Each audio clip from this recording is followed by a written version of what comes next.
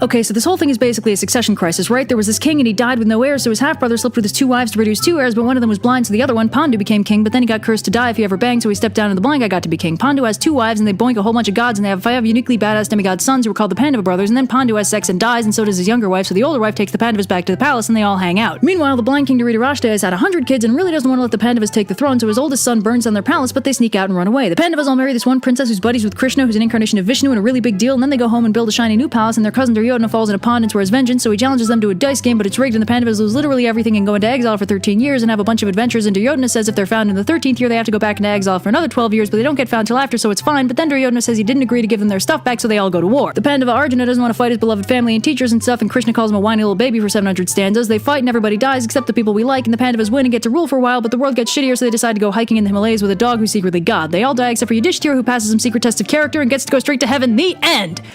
Whoo!